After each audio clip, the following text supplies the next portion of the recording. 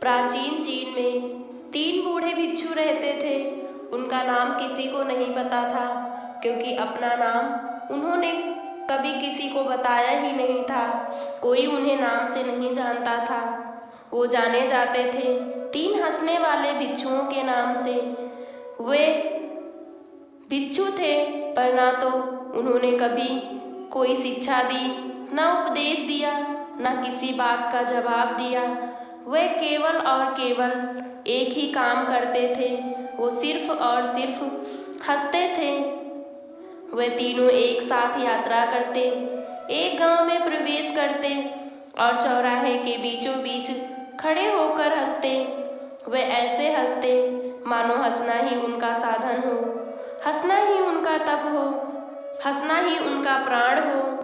वहाँ मौजूद हर कोई उनकी हंसी की तरफ खिंचा चला आता और धीरे धीरे वहाँ एक भीड़ जमा हो जाती, और उस भीड़ में कोई व्यक्ति ऐसा ना होता जो हंस ना रहा होता।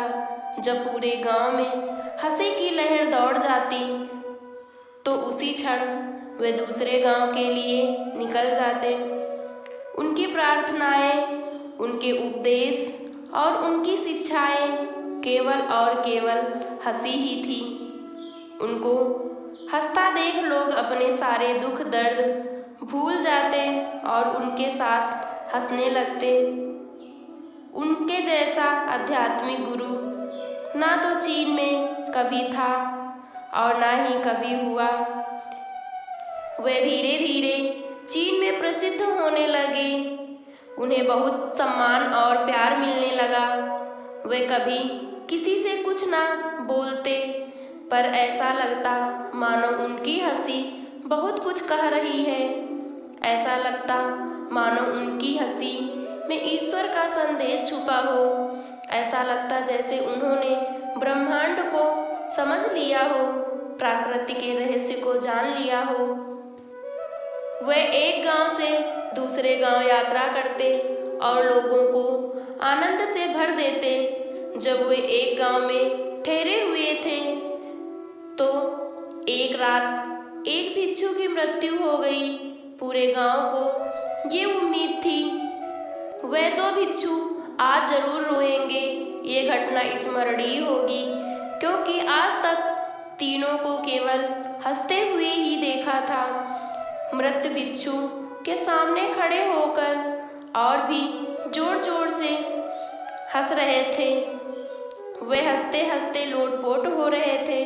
गांव के लोगों ने समझाया कि आज उन्हें हंसना नहीं चाहिए, उन्हें तो शोक मनाना चाहिए।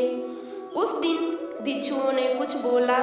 उन्होंने कहा, हम हंस रहे हैं इस भिक्षु की जीत पर, हम जश्न मना रहे हैं, क्योंकि ये जीत गया वो शर्त जो कल रात हमने रखी थी कि कौन पहले मरकर अन्य 2 को हराएगा। हम हंसकर इसकी जीत की खुशी मना रहे हैं। कई वर्षों से हम साथ रहे, साथ हंसे, और आज इसे अंतिम विदाई देने को इससे बेहतर तरीका और कोई नहीं है।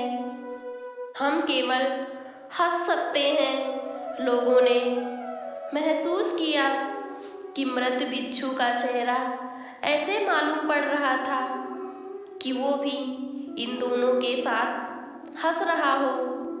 चीन में मृत व्यक्ति को धोने और कपड़े बदलने की परंपरा थी, पर मृत भिक्षु ने अपने साथियों से ऐसा ना करने को कहा। उसने कहा, मेरे शरीर को ना तो धोना और ना ही मेरे कपड़े बदलना, क्योंकि मैं कभी अशुद्ध हुआ ही नहीं।